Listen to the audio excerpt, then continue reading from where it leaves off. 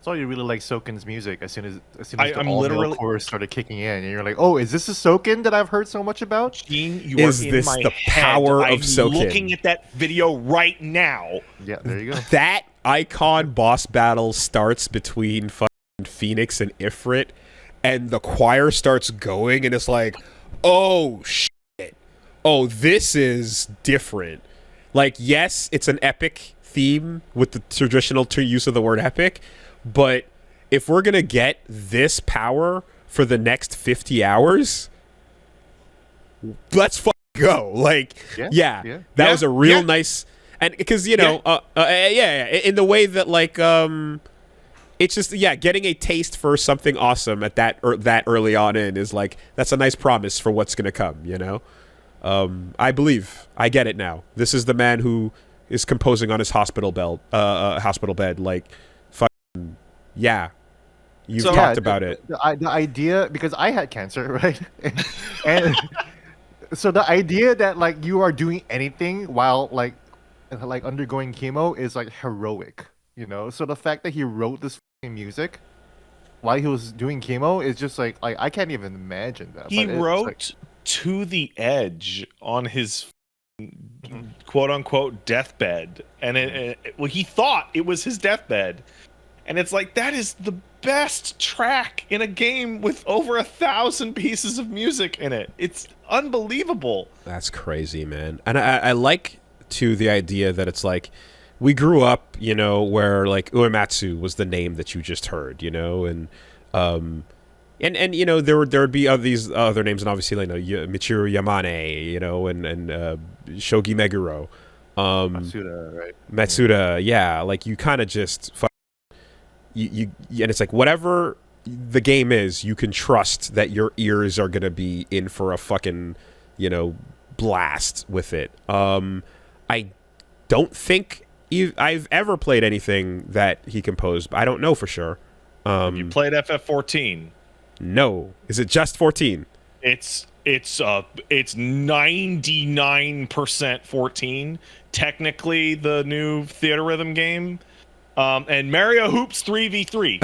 Okay, yeah. That's Because it. yeah, Yoko Shimomura, of course. Like, because there's always that thing of like, oh, you might happen across, this composer if you played maybe this random thing over here. But yeah, Mario fucking Hoops, that's hilarious. No, I've never played a game with Soken, so I was like, okay, that's another one that's gonna go on that list, and we're gonna see where this goes. I really, really hope as well that what we heard in that intro and in that battle was a leitmotif that will return in different formats throughout that journey. There's a lot of leitmotifs. Oh, totally. Yeah. Okay. It's, So you guys it's- played the fuck out of 16?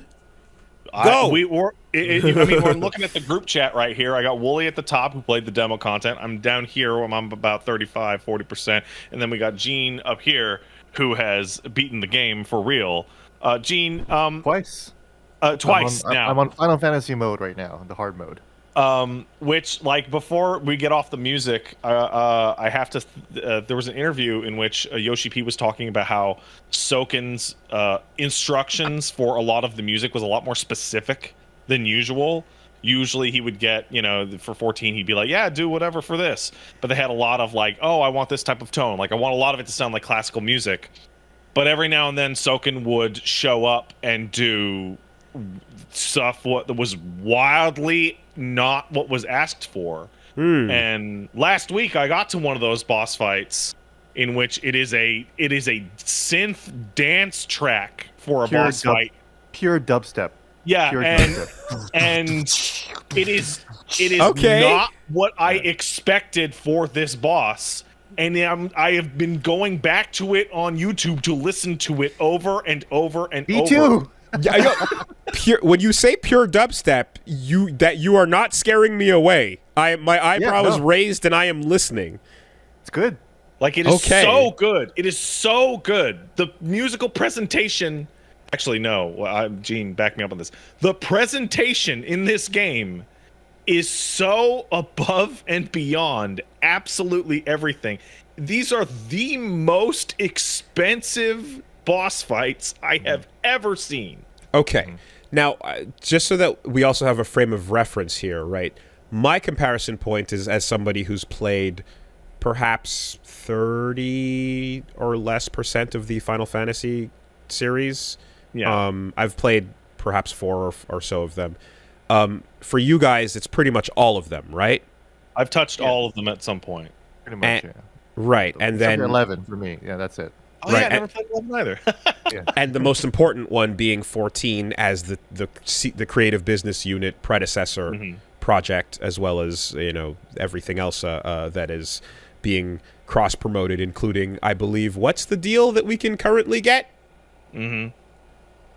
A free month or so, or whatever's going on. Oh yeah, you get a free month. Yeah, and you get a free trial that includes a Realm Reborn and the critically acclaimed Heavensward expansion for free up to level 60. There we go. Thank you. There's a voucher in 16's box for 14. Yeah. Yeah. So when you're talking about like how fucking good this shit is, you're comparing it to literally every other Final Fantasy as well, right? All the highlights Compared included. to like God of War Ragnarok, which is like, this game makes God of War Ragnarok looks tiny. I have to agree. Wild. That scene, well, I read that in your. I don't know if you said that on Twitter or you said that in your review, Gene, but I remember reading that and being like, "That's stupid. That is a stupid thing to say." Wild. And now I'm playing through these experiences, and I'm like, "I'm stupid. That was a stupid thing to think."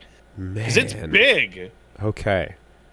But big with stuff, not big empty. A lot of stuff. Like, Woolie, do you remember do you know when you go, wow, that was incredible, and somebody looks at you and goes, that wasn't shit, just wait till the next part, and you're like, and you roll your eyes? Yeah. That's what Final Fantasy 16 is doing. That Phoenix Ifrit thing is weak as fuck. That's the ending sequence of Wonderful 101. Where you go, oh my fucking god, and the game's like, will you shut the fuck up and just sit and wait for what we got in 30 seconds? And you're like, I'm sorry. Yes. Yeah. Well, that's what I wrote in my review, that the fights in this game makes Avengers Endgame look like a brawl in Walmart. Yeah, I would agree with that. Because Avengers Endgame is tiny compared to the shit that happens in Final Fantasy 16. Okay. Yeah, the scale certainly feels like that. Like the opening point, obviously, countries, lore, and then there's two obvious things you're gonna like that come up. One, Game of Thrones, in the terms of just like people sitting around and arguing that politics, which I love, but I also love the idea that based on from what I saw you saying on Twitter and stuff, that it's like, okay, there's a feeling of that Game of Thrones, but that gives way to hard Final Fantasy. Give it a second, right? That's cool. I think Pat's already at that point, basically. So I'm not exactly there yet. You're getting there, but I can see the steps that we will be taking to get to the part where, get that Game of Thrones shit out of my face. It's time for magic and friendship. Right. Sure. Yeah. So yeah, I guess. Do you know approximately? Yeah, approximately where are you, Pat? Or like rather, what percentage? So the game has a really laughably obvious point in which to tell you how far along you are, and it's your upgrade wheel. Your upgrade wheel is telling you, at least, Gene, you can tell me if I'm stupid, but it seems like my upgrade wheel is telling me in no uncertain terms exactly how far left I have to go based on how much of it is empty. So it's like looking at the Mega Man stage. Mega Man bosses, right? Mega Okay, Man gotcha. Bosses, it's like, oh, you have 7 more bosses, so you know exactly how much more. And like they just show you the bosses over and over and over and over in cutscenes, talking and being like, "Oh, I'm over in this country. I wonder how Clive will get to me here." Yeah. Okay. He'll never reach us up here in the sky, especially now that he's down underwater. In a different. I'm about, I want to say 40% maybe. Okay. It is not so. It's a character action game through and through. It is clearly made from unapologetically. But it's not, and I saw an interesting comment on Twitter, which I forget who it was, but the point being that was a good thing to say, which is it is not like Devil May Cry. It is very much not like Devil May Cry, and it shouldn't be judged in its proximity to Devil May Cry-ness. Juggles exist, but comboing the enemy into oblivion is not the purpose. It's much closer to Kingdom Hearts, actually, which is a very good action game when they let it. At the end of the day, there is no style meter, right? I think there is. Oh shit! Oh shit! Okay, it's just arcade only mode? on replay. Okay.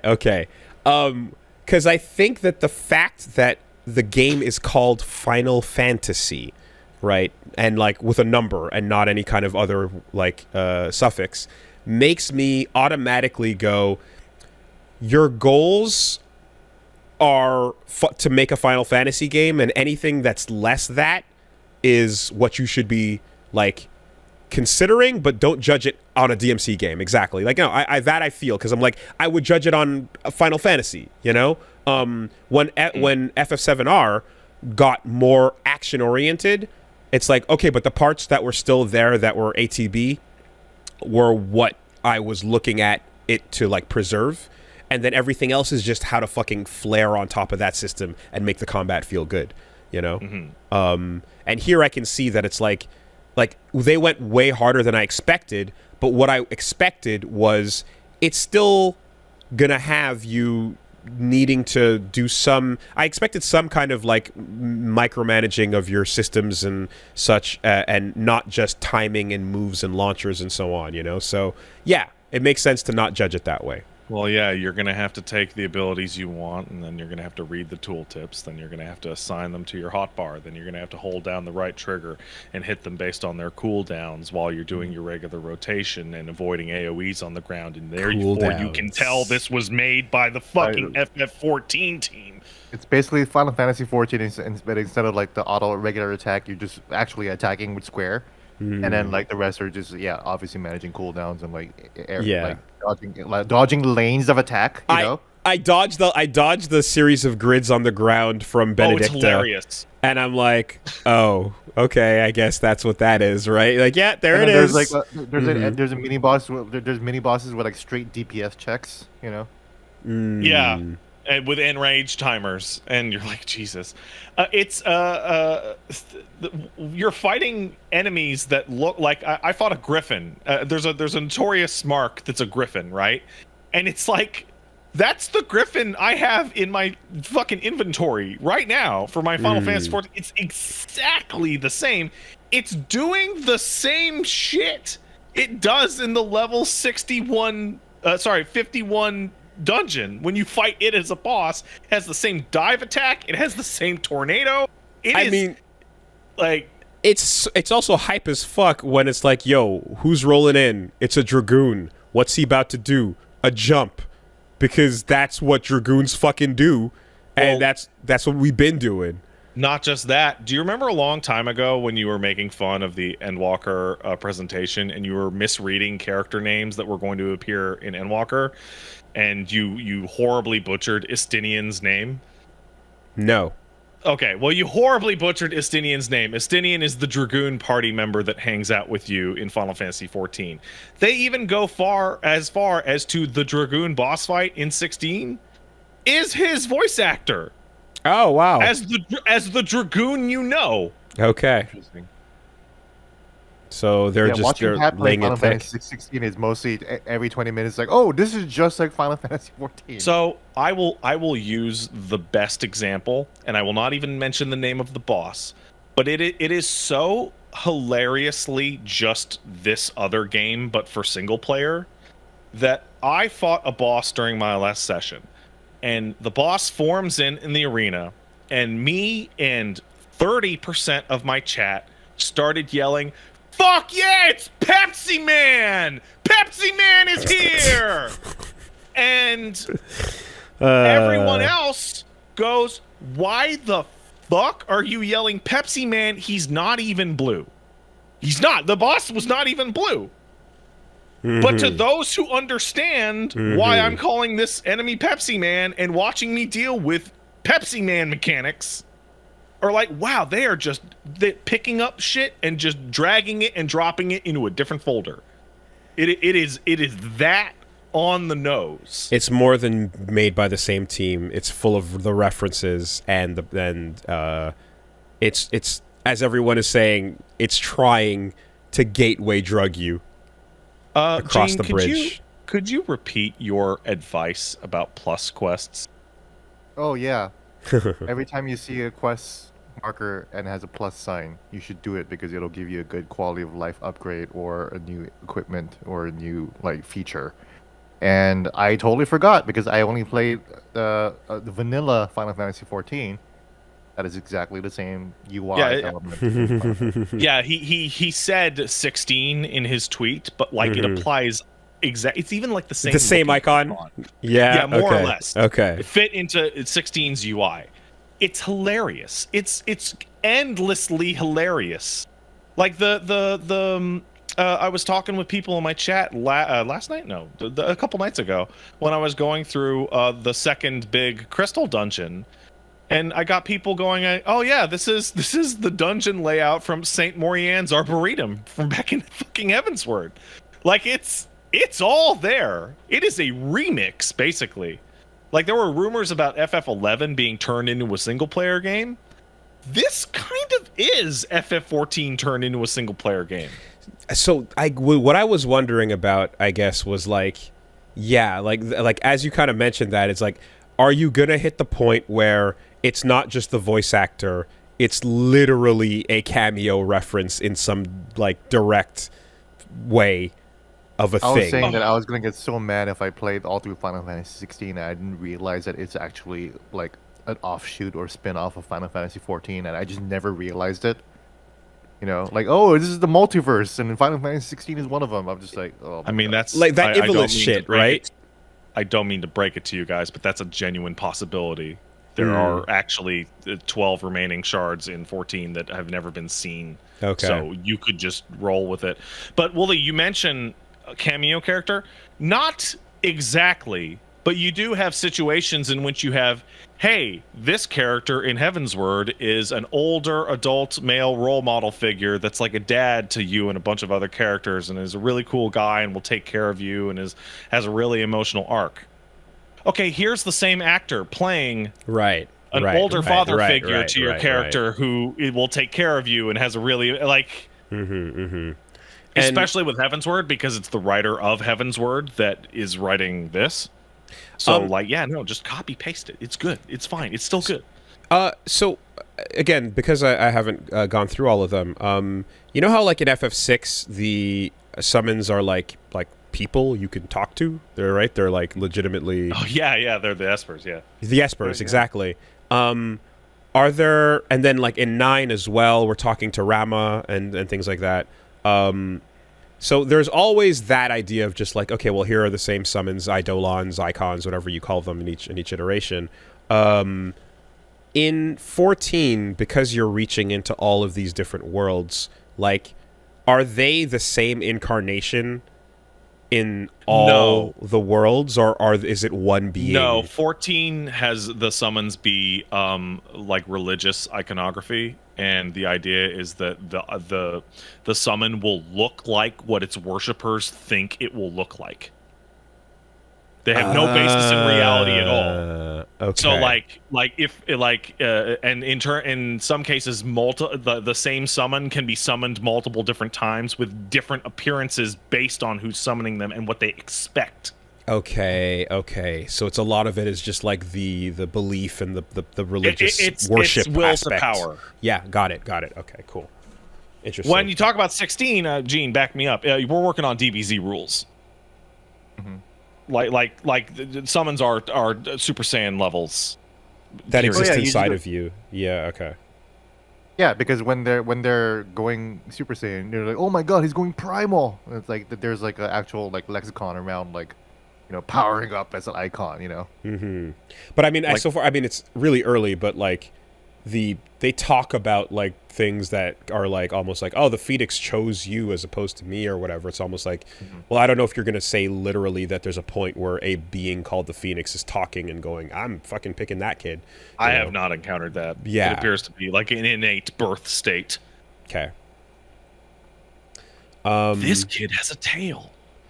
So when you're flowing in the height of combat, I guess two things are: one, cycling through instead of like quick switching on the D-pad, is one of those things where it's like, I wish I could go straight to the icon I want right now. No, you don't. But you don't. But the rotation, right?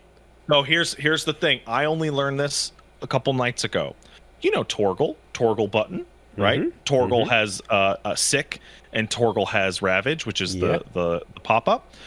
Did you realize that Torgle has exceed timing for your regular combos? Oh shit. In addition to your own little flame shots? If you do 4 squares in a row and then feather a Torgle as like an addition instead of the magic attack, then you'll get a punishing sick or a punishing ravage or a precision sick or precision ravage, which will be a different dog move, which will have different properties. They didn't have to go that hard. So yeah, you want that D-pad for dog combo. They didn't have to go that hard. And that's why, Woolie, that is why in the Benedicta boss fight, they show you dog combo. Right, as part of that sequence. Don't get rid of your D-pad. Okay. And then I guess my second question is, it's not the bar to compare. However, any good character action game will introduce your insane power level above the average enemy, and then introduce the enemies that can keep up with you, which I've already seen in the Iconic Challenge. And then introduce the enemy that will overwhelm the shit out of you and fucking keep up, right? And now you're dancing. And I know that when the icon battle starts, it's a set piece battle. It's not the combat system fully... Do you know that? No, I don't. But I know I'm not saying nothing. I'm just asking if you really actually know that. I don't know, but I see a kaiju battle and I'm like, all right, we're gonna get like, a little cool Panzer Dragoon section, and then we're gonna get maybe even a little like whatever Bayonetta kaiju battle moment. What you're talking about the Platinum Games moment, right? Where it's like, oh, this is just the shooter now. Yeah, where it turns into a little something else, whereas the game systems are... Yeah, exactly. So I kind of like, for example, when I was fighting Benedicta, I was like, okay, we're going to fight on foot, and then at some point, we're going to pop off and take it to the skies, and then the money fucking goes nuts, The money goes... It does. Well, the money does go nuts, yes. So I guess I was just going to ask about, like, the on-the-ground challenge before the money goes nuts into the set piece. So when you think of mentally of like an encounter or at a big boss fight, and you're like, oh, now here comes somebody standing next to a big valve that says money on it and looks back and starts turning it. This is not that. This is somebody looking at it, grabbing it, and throwing it down as hard as it can, so it starts to free spin. It is. One of my only problems is like the game has like 2 budgets. There's the budgets for the shit that matters, and there's the budget for shit that doesn't. And it's worlds apart. When it basically reverts back to Final Fantasy 14, right? Yeah. No. Like, oh man. Like dead on animations. Like people waving their hands around. Okay. Like all like the side quests that are clearly being written by Koji Fox because they have names like Cock and Balls. Yeah. Nothing in the demo showed off any like low budget moments. That's it was right. All it didn't. It was all front end, like through line, get you onboarded, right? And I guess like when it sat on that map for a minute, I was like, oh, that's interesting, because I guess my thought is that I would expect Final Fantasy to have you on foot for a while, and then eventually that opens up and you do the full travel thing. But I guess here you might be doing that a little sooner than you think. I I don't Now know if that's how you get around. okay. It is a Final Fantasy Tactics ass map. Okay. I appreciate the quick active time lore button. That's a very woolly Okay. ass fucking addition. I approve of. I have spoken to people, and it is my responsibility to tell you, Wooly, there is a guy you can talk to that just has all that shit later. So yes, I found out that in the demo you cannot go back to those moments to get the context, but in the real game you can update in person and you don't have to do it all in the scene. He just has the Mass Effect codex. And it even that's looks wonderful because as much as I love it, it became immersion breaking when it would change from scene to scene in the same cutscene. And I'm like, but I'm just in the scene right now, you know? So that's the thought, right? I did a couple streams where people were like, check the ATL. They tell you more about the mark. And I'm like, I am not stopping this fucking cutscene to read tidbits about this dude's tattoo. I will find that out later. Thank you.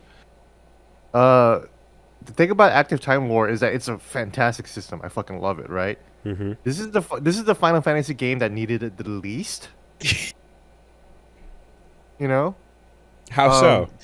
Because it's not that complicated of a story, to be quite honest. And when I interviewed Yoshi P, he actually made a reference to like, oh, I know that we've been in trouble for having a lot of proper nouns. So he was like directly like addressing like the criticisms of LC and LC of Final Fantasy 13. And he's like, oh yeah, well we got icons here, but like, you know, like we try to make it real simple. And it's like, yeah, it's really simple. It's like icon is the most. Yeah, they're like, and you branded need to know and bearer are like the words that like you need to figure out, and like once you got that, then you're pretty good. Yeah, you need icon, branded, bearer, dominant, and fucking there's a word later that starts with A, but they tell you what it is when it happens, and that's it. You know, it's funny you kind of describe that as like a lot of pronouns versus or proper nouns versus I guess games that or stories that don't have that. I think about whenever I tune into like a sci-fi story and I expect jargon and I like it when there is because it feels like, ooh, there's meat on this bones, there's a world that I want to dig into and find out more about, you know? So like in a sci-fi setting, I'm like looking forward to that, but maybe in like something that's not that or in like a modern day, I'm like not expecting it per se. And like basically, you know what it is? It's not even that it's sci-fi, because I'm looking in front of me at there's a Disco Elysium fucking curtain in front of me, and I'm like, in Disco Elysium I love the jargon of the world and the places I don't know and the things and the concepts of put your brain in another place and think about the pale, you know, like it's this how fantastical the setting is and how much they want to take you there and they want you to immerse you in that setting. I accept more jargon for that payoff, you know. And if the story is much more simple and character driven, then yeah, it doesn't have to be there.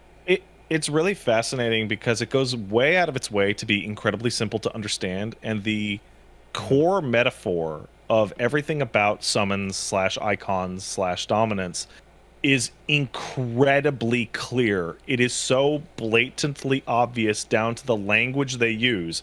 When you transform into an icon, they call it priming.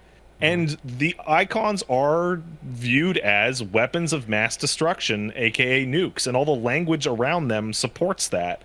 It's very clear. There's no confusion. Within the first cutscene of the game, you are watching a battle in which people are bringing out nukes, and it was a bad idea. Right. I mentioned, I'm like, yo, vibes of that Lost Odyssey intro, where you have a war and then the mages in the back kind of rolling up. Yeah, and then also like you really, really quickly just establish people, characters, and places. You got fucking characters yelling fuck, you know, and all that to establish the rating that we're rolling with.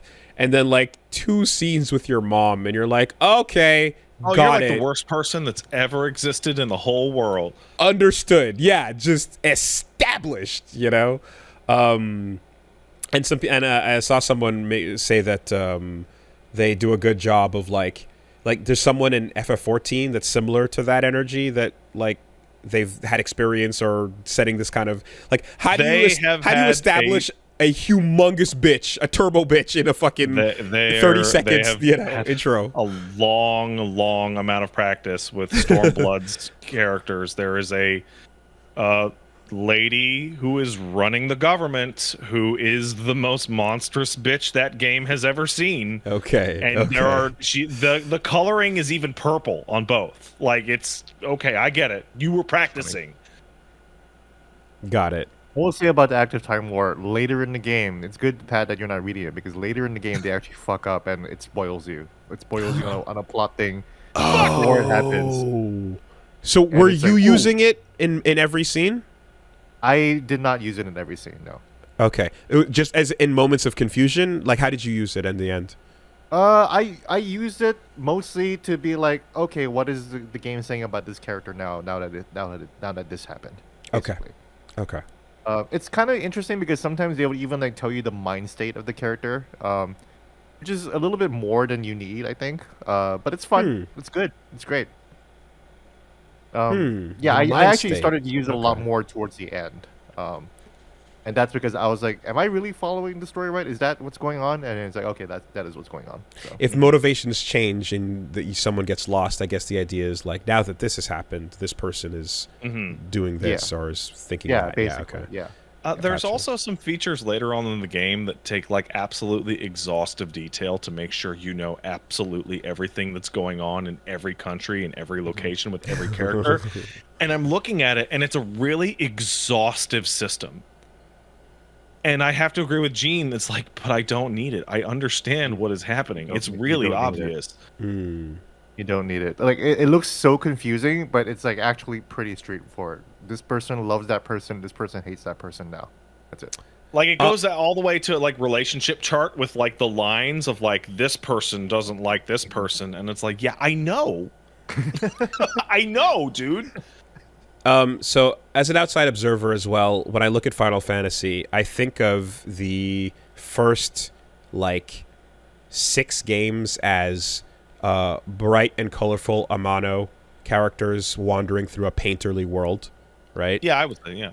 And then when I think of like 7 and up, 7 is a particularly like, steampunk tech world and all that, but overall, there's definitely that impression of like, here come the fucking anime hairstyles and the wild, young, plucky characters that are like attractive and powerful, doing the modern Square thing, right? And you don't really get. I haven't seen anything that feels like is not that up until I guess Gritty Clive, right now. No, it's pretty grounded. It's very Tactics and 12 and Vagrant Story. Like a huge proportion of the cast is in their 30s. Yeah, so that's what I'm kind of getting at, I suppose, is that like even in 12 when it's like, okay, there's Fran and Balthier and all these other characters that are around that are pretty awesome. There's still that whole like young, teenage like power kid thing that's generally carrying through all of these games, right? And then I suppose there's no Vaughn parallel here for sure. Right. It's the younger version of Clive, if anything, and then you jump into this where it's just like, oh, the world is kind of just everyone's a bit tired and old and gray. And that's okay, So I guess I was just wondering if like this is the first time that's the franchise has kind of gone that way or maybe I just missed something,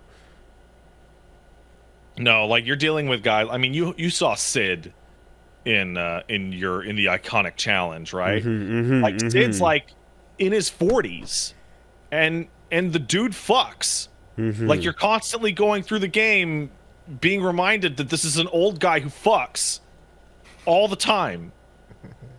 Yeah, I kind of just I wonder about the like when you see the decisions that lead to designing characters that look like the squalls and the lightnings of the world and overall just that cool hairstyle, young plucky appeal or such and the edge to it.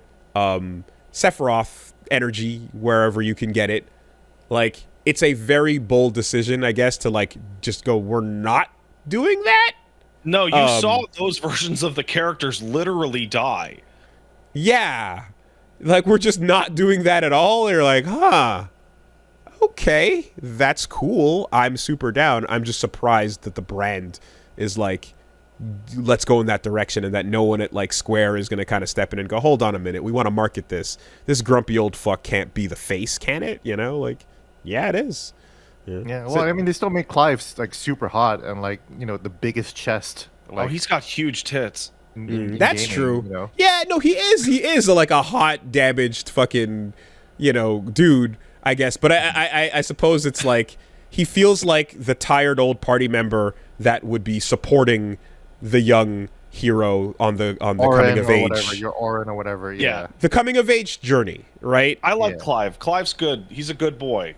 He's like Shadow. He'd be like the Shadow of your party. Yes, FF6, yes, he would be the older, like, tired party member, not the star of the show. So that's cool. That's cool. Anything, I guess, like, interesting in terms of any little, like, any triple triads or any little mini? No, the side I quest. wish, man. The side quest in this game is Notorious Marks, aka you want to go fucking fight your ass off to big bosses. Okay. Yeah, so the bigger activity is basically the hunts, which is like what Maximilian Dude did when in the Final Fantasy event where he played against an S rank hunt, like 15 levels above him, and he got wrecked. Yeah, so you want to go do a bunch of optional boss fights here. Yeah. So the optional boss fights are definitely where like the most of the challenge is, because the game isn't really. And I think I think Pat is also experiencing this too. Is that the game isn't that hard at all? Honestly. Oh, I haven't died once. Well, so that was my question when I was asking about the challenge on foot before you hit the set piece. Is that another way of phrasing that in a way is like when you encounter weapon in a traditional Final Fantasy, you know what you're in for. You're gonna sit there and fight a long ass fucking menu battle. But this is an action game, and it would be kind of insane to just drop you into, a fucking Allfather Rodin battle. So, what are they doing? The game is being balanced around people who play Final Fantasy. I remember I was getting into a very climactic big fight, big icon battle, the one with the good music we were talking about earlier, and I'm like, wow, this is fucking so cool. And then I whooped the shit out of him, like, no problem. And it was still a fantastic, bombastic moment, but I'm judging that what Gene's been talking about Final Fantasy mode is that, like, the difficulty is backloaded to New Game Plus. New Game Plus. Okay. And even now that I've experienced most of Final Fantasy mode, it's not that much harder. Like, I've died more times in Final Fantasy mode, so it is appreciably harder, but I'm still kind of coasting through it, kind of. So it mostly Gene, just give you like most of the big fights are like when you have there's a big attack that will kill you in one shot. That's it. I see. Yeah. You did mention as well. You did mention as well that the writing is like if this is your first Final Fantasy, you'll be really satisfied with it. If it's not, it's okay. If you played any other JRPG before, then you'll be like, oh, okay, this is what they're doing. If you haven't, then you're like, oh my god, what an interesting concept. I can't believe they went there. That poses so many interesting questions and moralities. But if you played any other game, we've seen this. Okay. Then you've seen this before. And like the part of the story right now where I'm going, I wonder what's going to happen once we finish this part. What could occur? I don't know. But it's well executed. I can already see Pat kind of guessing like what's going to happen already. It's a familiar concept, but it's executed well enough. Oh, it's executed well. It's executed cleanly. It's clearly told. It's just very again goes back to how this game doesn't really need active time lore because it's really simple. Really simple. There's very few situations in which I ever had to be like, who the fuck is that guy? Because they'll cut to like, a bunch of old ministers arguing about bullshit around a table, and then they'll just put the location in the fucking corner, and I go, oh, this is the political staff of this kingdom. Okay, done. I don't need to know their names. They're not important. And what do you guys think of the future of Final Fantasy looking kind of like this for at least the next couple games? I think that's a good idea. I'm okay with it. I've talked about it before that like they've been forever chasing the Advent Children dream of making video games that look like that. That's it. That movie. That's it. And so now they're they try to do. They were pretty close. Well, they made Dissidia, which is pretty much that, right? Mm-hmm.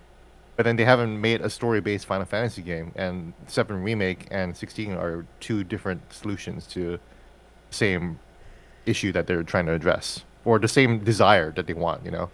Yeah, it's a good observation that like you're pointing out there, where it's like when everybody is looking at like what they're trying to direct and what everyone is impressed by is like the high octane, cool, well choreographed fight scenes, but not everyone wants to actually have to do all that manually. But it is true that character action, in terms of like how you give freedom to the player, is best suited for controlling a scene that actually is that insane instead of watching it. It's a way of putting a HUD over what would otherwise be an impossible to think of sequence in a video game. So yeah, as long as that goal is to deliver on that, then I think it's rad as fuck as well. But surely, they're gonna tweak and experiment and find new ways to, perhaps like make something that's more team oriented if that's the goal of the combat or whatever. Because thinking about as well the edging up to this with FF7R and with the way 15 played as well, where you're like yeah, like the step up to character action has been in the cards for a long time. It just wasn't the full commitment until this point. Yeah, I think the thing that was pointed out as well is that it's not like it's a bad time for traditional RPG fans as well, because Tokyo RPG Factory and a lot of the other classics that are coming out now are also like, whether it's remakes of them or new ones, there's stuff that's very traditional that's available as well in the old RPG style. So Final Fantasy going where it goes and then those things still existing for people is overall like you're eating well, Personally, sorry, after you, Eugene. Oh, go ahead, Pat. Personally, my excitement for a lot of the future of Final Fantasy is that I fully expect a massive majority of the features I'm enjoying in 16 to be part of the announcement of the next 14 expansion in a couple weeks. I can see active time lore. I can see everything you talked to Vivian about being added into the patch cycle, because it seems like, what game fucking needs that shit? 14 does. Oh yeah, Vivian is a character that gives you the lore dumps of like what all the different countries are doing. Like she's like your go-to for like, okay, what's the status of the nations now? Right, and like the 14 has a lot of parts in it, and was like, no, I'm juggling like over 150 characters. I actually could genuinely need a chart, please. Whereas 16 doesn't really need it, because it's like, oh, here's your girlfriend and here's your friend. So there's there's no in-game 14 wiki? No. Huh. It's buy That's the book. wild, actually. Buy the book, loser. Jesus Christ. So okay. buy the second book, and it's out of stock, and the shipping's $400. Which is why it's so hard for me to get back into 14, because it's like I have no idea what happened in a Realm Reborn. I barely like paid attention, even You like, know while I what? was playing. Fine, I can just tell you it'll take 5 minutes. There is one thing I want to talk about, especially now that Gene is here, about 14, which was the kerfuffle before the game came out about the fact that the game doesn't have any depictions of any people of color whatsoever. Oh yes, we should talk about that. And Joshi P gave a really unsatisfying answer in interviews about, well, they wanted to go with a really specific depiction of medieval Europe and yada yada, and it wasn't very emotionally fulfilling, and it didn't really seem like the real answer. I don't believe it is the real answer. Gene's gone through the whole game. I've gone through plenty. It becomes fairly obvious why they would have been very, very uncomfortable including large amounts of people in color this game, it would have gotten on the news. It would have become like a massive shit show scandal. Woolie, you're aware of the opening scene in which you talk to a bear and the bear's too afraid to talk to you? Right? The water bear who won't even speak to Clive in the intro? The guy with the tattoo, the guy who... Do you have subtitles on? The servant, the the servant. Well, the slave. Subtitles list him as slave. He's not a servant. He's a slave. Yeah. So that's what the world is. Yeah. The slavery plot in Final Fantasy 16. Yeah. Goes. Yeah. And it goes, and it goes, and it goes. Oh yeah. I could feel that. And I'm sitting here, and I'm like, if either people on the side of this scene were people of color, people would snap that and throw it up on Insta or fucking whatever, and then that would get picked up by local news, and everybody go crazy. Look, I know. I almost immediately was like, I called them like, okay, are we gonna just go straight to Toussaint Louverture? Are we going straight to the history of Haiti and the fucking wild, violent slave uprising for freedom based on getting the weapons from the fuckers that are imprisoning you? Like I'm looking at this going, oh yeah, right off the bat, the energy of the ones who are the slaves have the extra power, you say.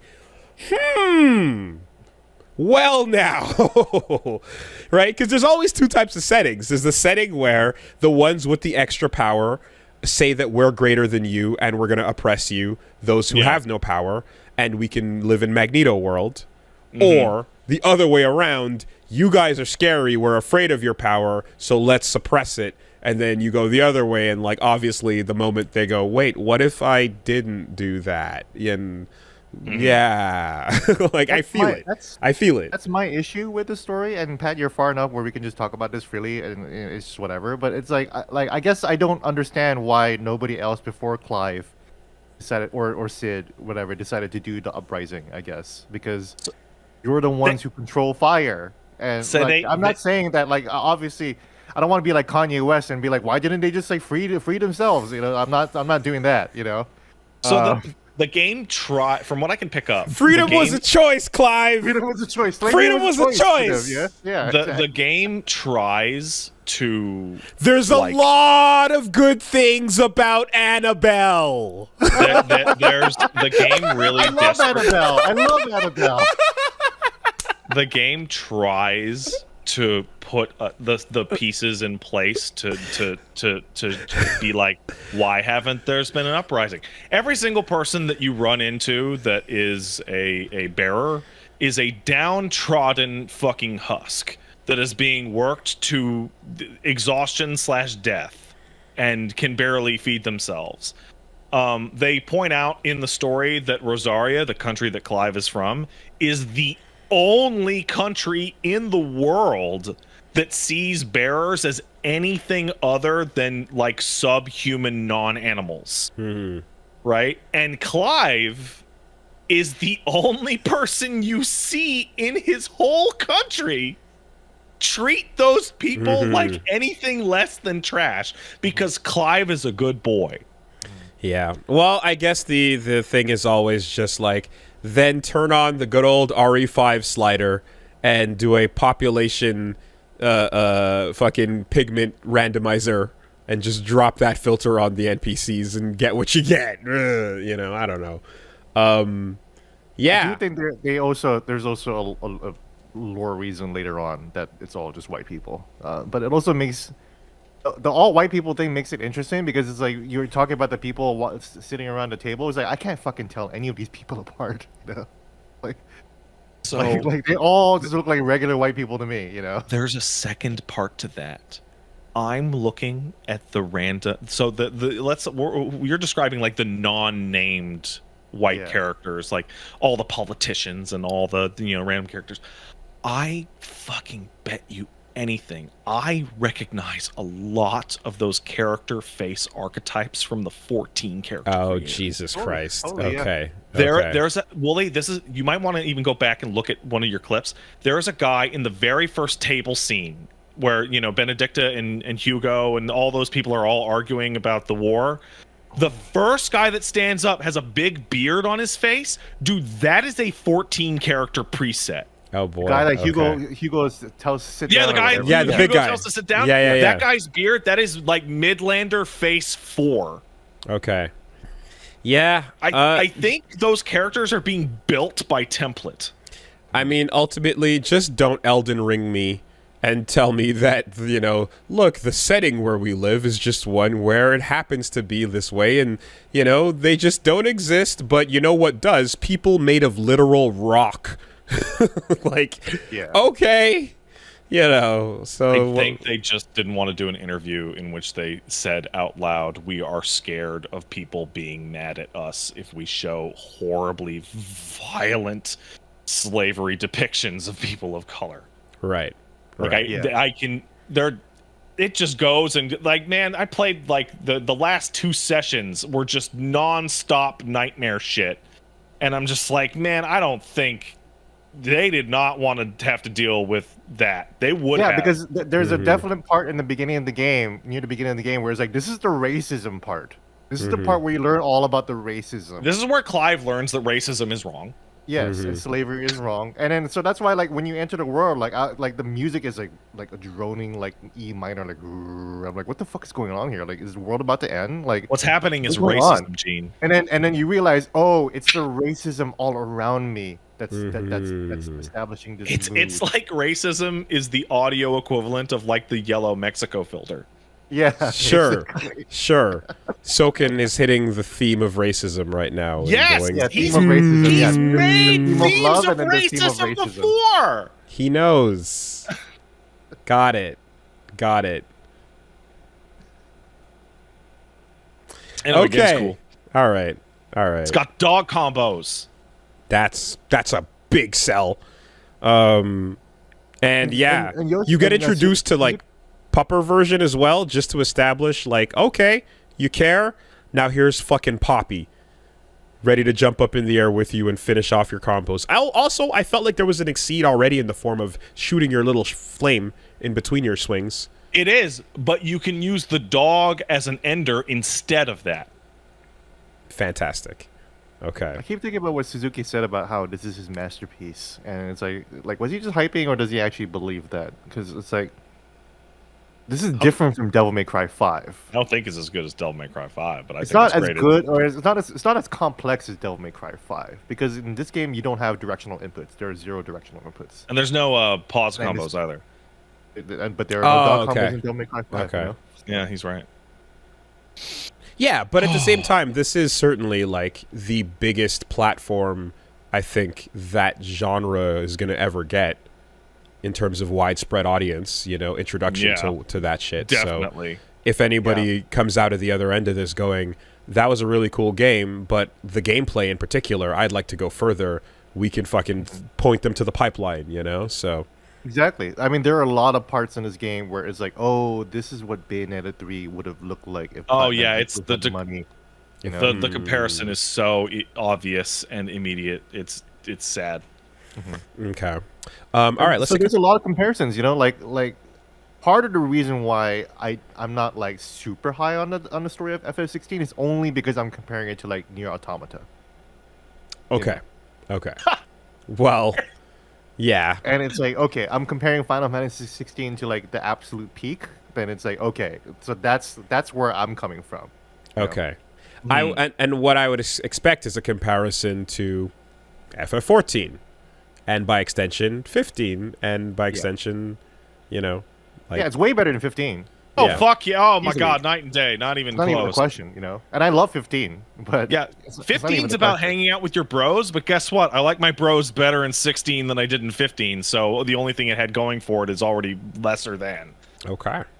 Yeah, the one thing about 16 though is that like the women writing isn't like is better than it was in 15, but it's not like amazing, you know, like I mean, in 15, I didn't know that women existed in that game. There's one woman and she dies, you know. Yeah. And in this one, she doesn't die, which is nice. So, but I feel like FF16 is still very much like a really good game about like a lot of different types of cool men, basically. Yeah. No.